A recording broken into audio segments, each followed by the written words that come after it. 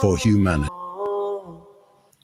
The time is just gone 19 minutes past 8 a.m. as we proceed with the show this morning.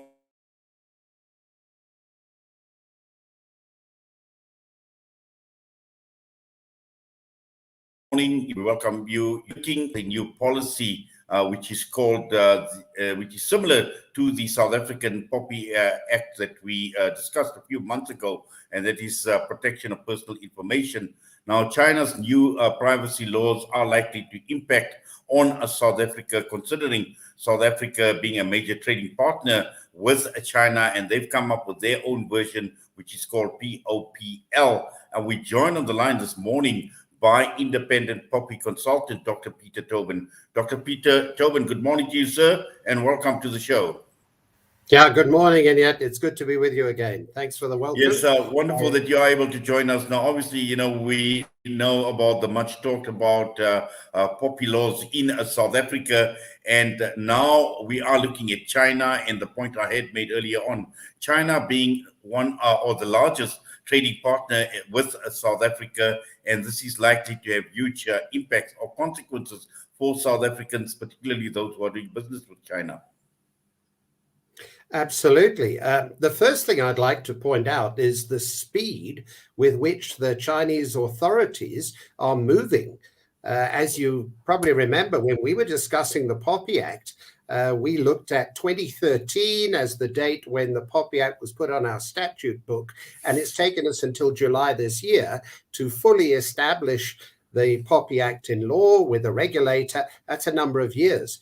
To give you an idea, the Chinese have now implemented their law with effect from August in terms of putting it on the statute book, and it's fully enforceable from this November. They're moving at a lightning speed, and they have the advantage of introducing their law after the European Union General Data Protection Regulation, which means they can piggyback or leapfrog in terms of international best practice. And that has some implications for us here in South Africa. Well, it certainly has implications, and as you mentioned, Dr. Tobin, the speed with which the Chinese have actually moved with this particular piece of legislation, and it doesn't give us much time. I mean, we're basically about a month away from when this comes into effect.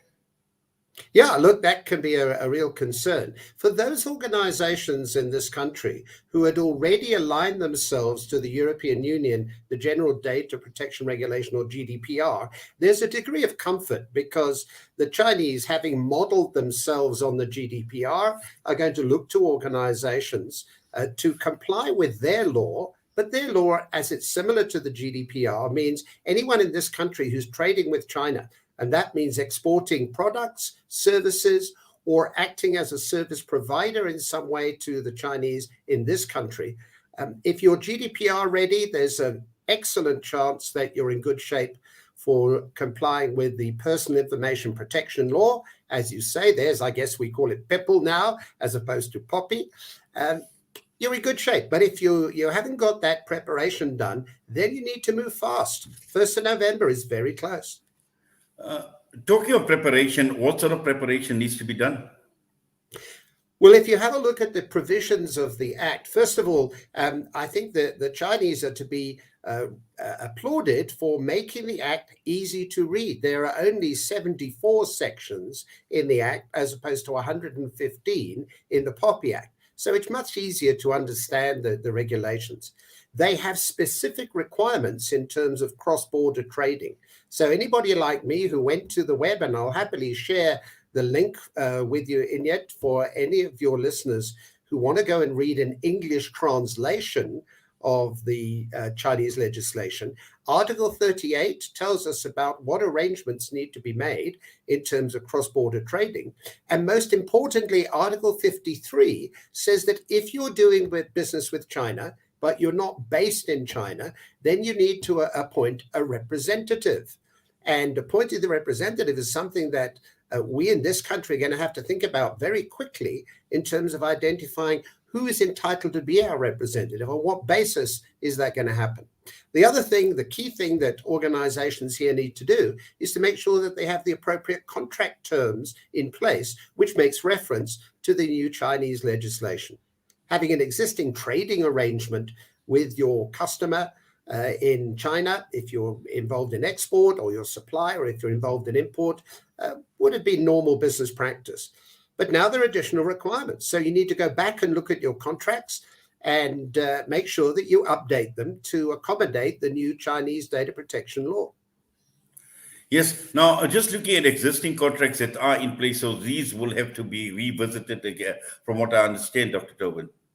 That's absolutely correct. In fact, it's really helpful that the Chinese have identified a range of contract relationships, including a focus on employment contracts. We don't have that in the POPI Act. It's not even mentioned in that way in the GDPR, but they're making it quite clear that, as with other legislation here in South Africa, the POPI Act, that we can rely on consent. You can get agreement from somebody, but because that consent must be freely given and can be withdrawn at any time, you can't base a trading relationship on consent. You really need to have a contract.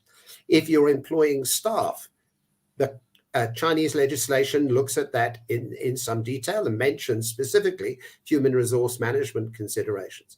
But when we have a customer-supplier relationship, we've got to make sure that those contract terms are appropriate.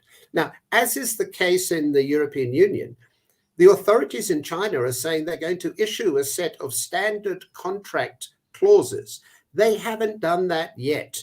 In that case, we're a month on from when the legislation was passed through the process in China, and we're eagerly awaiting those new standard contract clauses.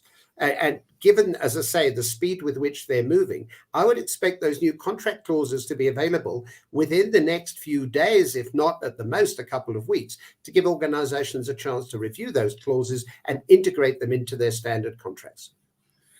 Now, just as far as businesses in South Africa go, I mean, what do they need to do? Because firstly, this is all new. As you mentioned, they don't have much time. Just in terms of, businesses requiring assistance, they're requiring support in terms of how to manage this process from now right until the 1st of November. What are some of the suggestions and what sort of advice could you give them, Dr. Tobin? Well, let me give you a practical example, Inayet. Quite recently, I was anticipating a return to face-to-face workshops and thought, hey, I need to freshen up my wardrobe. So I went down to the plaza in Johannesburg here, and I was delighted to find that a waistcoat which suited my taste and suited my size was readily available from one of the traders there. And when I asked where was it made, he said, well, of course, it's coming from China. So what does that individual have to do about the new Chinese legislation?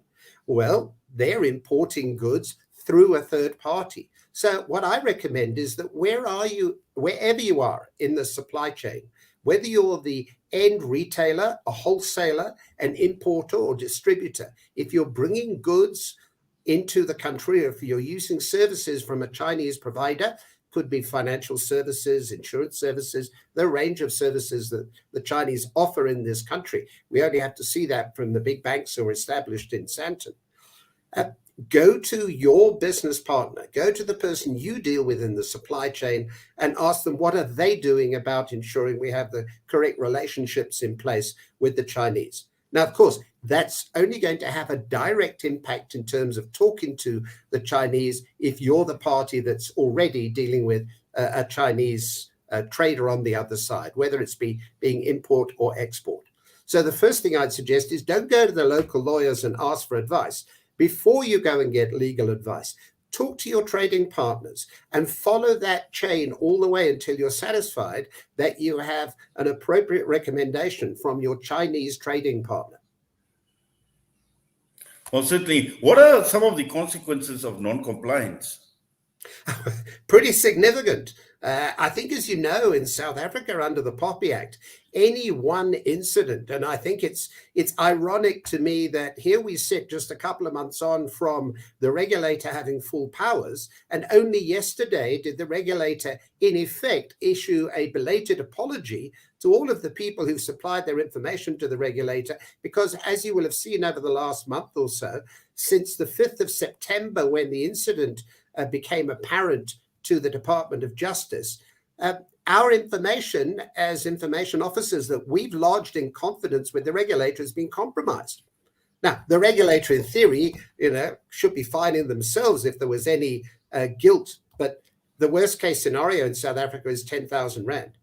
In China, the worst case scenario is $7.7 million. I checked the exchange rate this morning. 7.7 million US dollars, and we know it's roughly 15 rand to the dollar, so that gives you some idea. It's a much bigger number than in South Africa, or 5% of turnover.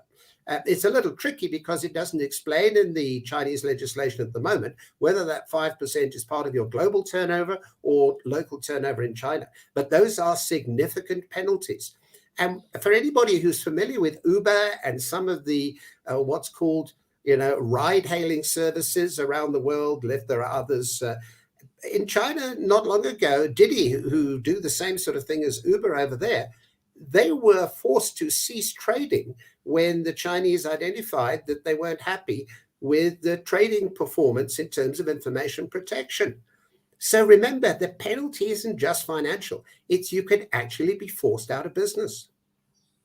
Well, it certainly sounds very, very serious. And as always, Dr. Peter Tobin, we appreciate you taking time out, the advice that you give us. And I know this is not going to end with this discussion, but sadly, we have run out of time. I'm sure there's a lot more that we can actually take in. I'm sure we will revisit this discussion at some point in time. But for now, please take care. Please be safe. All the best to you. Thank you. It's been a pleasure to be with you again. Have a good day. Dr. Peter Tobin joining us this morning, independent POPI consultant, and definitely one needs to take into account now that the Chinese have got their own version of POPI, which is called PIPL, and that is coming into effect from the 1st of November. So anyone doing business in China or with China, imports, exports, there are some serious considerations and there's some serious thinking to do in terms of the business relationship, but more importantly, in terms of compliance. The time is just gone 8:31. We'll be back. We'll be joined by Inayet Wadee, who is just authored the book, Political Backbencher.